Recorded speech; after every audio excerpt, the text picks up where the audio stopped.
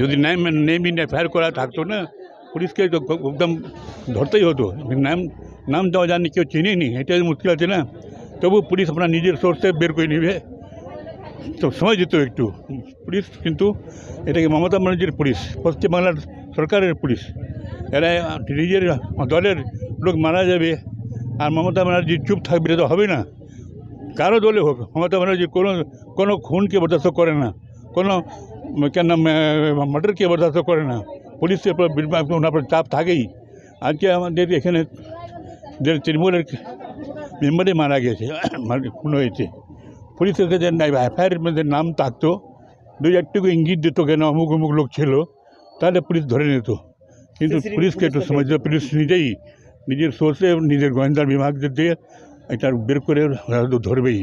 এটা আমি বলছিলাম এই জন্যে যে আমাদের পশ্চিমবাংলার সরকার আমাদের এইগুলো ধর্মকে বন্ধ করার জন্যেই মমতা ব্যানার্জি বলেছিলেন যে ক্রাইমটাকে কন্ট্রোল করার জন্যে আমাকে নিজেই বলেছিল, করিমদা আপনার ইসলামপুরটাকে আমি পুলিশ ডিস্ট্রিক্ট করে দিয়েছি। আপনি ডিস্ট্রিক্ট বলছিলেন, আমি পুলিশ ডিস্ট্রিক্ট দিয়ে দিলাম এখন আপনাকে। তো পুলিশ ডিস্ট্রিক্ট আজকে 2011 সাল থেকে চলছে। এই police district, Islampur police district বলে স্পেশাল এসপি থাকছে, এডিশনাল এসপি, ডিএসপি, টেসপি সবাই থাকছে সেখানে। এখন পুলিশের ভূমিকা আস্তে আস্তে স্ট্রং হচ্ছে। আর আমার আশা আছে যে যখন মমতা ব্যানার্জির নিয়ে উদ্দেশ্যে এইগুলোকে করেছে, ক্রাইমটাকে চেক করার জন্যে, সেই চেক করার জন্য আমাদের এখানকার এসপি, এখানকার অ্যাডিশনাল এসপি, এখানকার ডিএসপি, আইজি পশ্চিমবাংলার, উত্তর বাংলার, আমাদের ডিআইজি রায়গঞ্জের, এদের সকলেই এই তো মাত্র ঘটনাকে ক্ষমা করতে পারে না তারা। মমতা ব্যানার্জি যে বিশ্বাসে ওদের উপর এই দায়িত্ব দিয়েছে, এরা হোটেলে চা খাবে একটা মেম্বার বা একটা প্রধান একটা লোক, সেখানে হোটেলে চা খাওয়ার সময় দুষ্কৃতী এসে হামলা করে দিবে, একেবারে চিহ্নিত করে লোকটাকে বের করে একবারে গুলি করে 9 রাউন্ড গুলি করে দিয়েছে। খুব দুঃখজনক। আমাদের তো এরকম শুনে আমি তো নিজে অবাক হয়ে গেলাম কি এরকম তোমরা ঘটনা ঘটলো ইসলামপুরে, এটা তো হয়নি। রায়গঞ্জে আমি শুনছিলাম পাঞ্জিপড়া হয়েছিল, শুনছিলাম চাকুলিয়া হয়েছিল, কানকিতে হয়েছিল, শুনলাম করঙ্গিতে হয়েছিল, শুনলাম আমাদের চপড়াইতে হয়েছিল। ইসলামপুরটা প্রথম দেখতেছি একেবারে 4 দুগুণা ঢোকে 7টা 8টার মধ্যেই গুলিকে মেরে দিল। পরিবারের লোকজন বলছে যে এই ঘটনা ষড়যন্ত্র থাকতে পারে, পরিকল্পনা করে খুন। আমি তো বলছি পরিবারের লোকের কথাগুলো কুলু পাবে আমাদের পুলিশ, মমতা ব্যানার্জির পুলিশ আছে, এরা কুলু পাবে নিশ্চয়ই। যে পরিবারের লোকের কাছে সন্দেহ বলবে যে আমাকে অমুক সন্দেহ আছে, ওরা একটু সন্দেহ করে দেবে ওদের, আমাদের পরিবারের লোকগুলোকে যদি বলে দেয়, পুলিশকে আরও হালকা হবে। পুলিশের একটা কুলু পেতে পারে যে কারা করতে পেরেছে। পুলিশ পরিবারকে মদত দিতেই হবে। আমি এটা বলবো, ওখানে দাবি করতে শুনলাম যে সিবিআই কাজ আর করবে, সিবিআইরা করে বিরোধীরা। আমাদের দলের লোকটা মারা গেছে, কেন বিরোধীরা হিসাবে এখানে দাবি করা হবে যে সিবিআইটা সেন্ট্রাল পুলিশ, যাতে এখানে আমাদের পশ্চিমবাংলার পুলিশের সম্মান হচ্ছে, পশ্চিমবাংলার পুলিশের অপমান হবে যে সিবিআই আমরা ডাকবো, এটা হয় নাকি? এখানে মমতা ব্যানার্জির পুলিশ চলছে, মমতা ব্যানার্জির শাসন চলছে, মমতা ব্যানার্জির সরকার চলছে। এই জন্যে পুলিশের পুরো ভূমিকাটা আমি বলবো যে এই যে কুলু নিয়ে এখান থেকে আপনারা পুলিশ নাম পাইননি, তবু এখানকার সোর্সের মাধ্যমে আপনারা যারা কালপ্রিটস, যারা দুষ্টিকারী, যারা এই মার্ডারের কেসে যারা দোষী, তাদের গ্রেপ্তার করতে হবে। আপনি 11 বারের বিধায়ক, ইসলামপুরের প্রহারাদার বলেন নিজেকে আপনি কি মনে করছেন যে ইসলামপুরের আইন শৃঙ্খলা পিডি হওয়ার পরে, পুলিশ ডিস্ট্রিক্ট হওয়ার পরে অবনতি হয়েছে?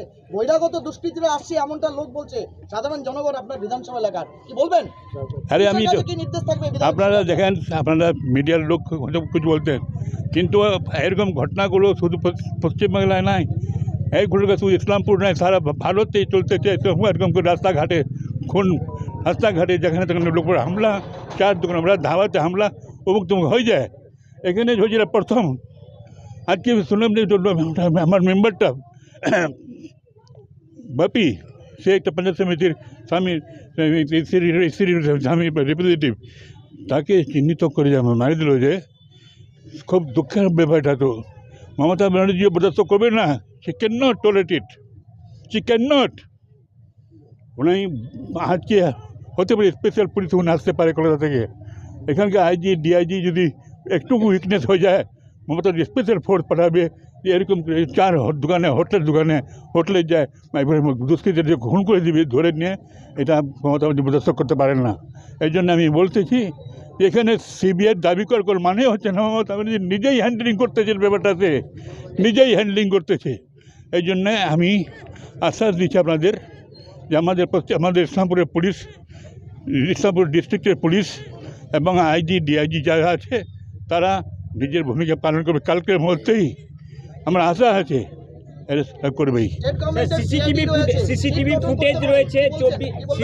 ফুটেজ রয়েছে প্রায় 24 ট্যাকলিং করা তো চলে আছে, ল অ্যান্ড অর্ডার ট্যাকলিং না করা যায় সমস্ত জায়গায় একদম হইচই শুরু হয়ে গেছে।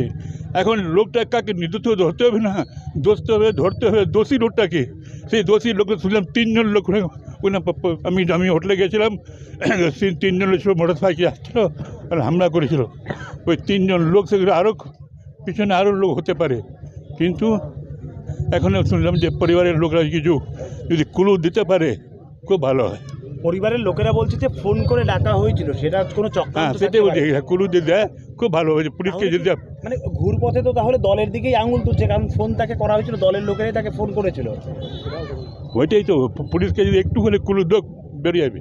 এই যে আমি তো দল হোক তৃণমূল হোক, আমি মমতাজি বলে দিয়েছি পুলিশকে আপনি খোলা হাত করে দেন, পুলিশের হাত আপনি খুলে দেন, রুখবেন না। আমাদের দল হোক কি সিপিএমের দল হোক কি কংগ্রেসের দল হোক কি বিজেপি হোক।